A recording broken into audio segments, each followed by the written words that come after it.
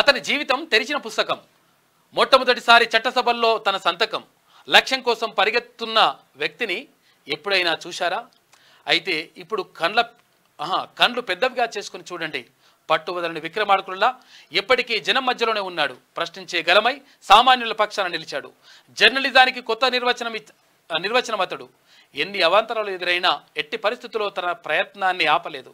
గమ్యం చేరడమే పనిగా పెట్టుకుంటే ఇయ్యాల కాకపోయినా రేపైనా తను అనుకున్న లక్ష్యాన్ని ఖచ్చితంగా చేరుకుంటానని మొండి పట్టుదలతో ఉన్నాడు.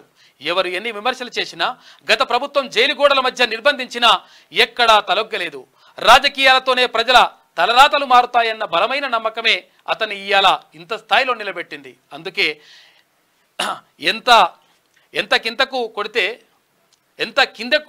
అంత పైకి లేచే గుణాన్ని వంటబట్టించుకుని నేటి యువతరానికి ఆదర్శమై విజయ తీరాలకు దగ్గరగా పట్టభద్రుడు గర్వించే పదవిలో కూసుండబోతున్నందుకు మొట్టమొదటిసారిగా రాజకీయ అరంగేట్రం చేస్తున్న తీర్మాన్ మల్లన్నకు హార్దిక శుభాకాంక్షలు అని చెప్పేసి శనార్థి తెలంగాణ హార్దిక శుభాకాంక్షలు చెప్తా ఉంది.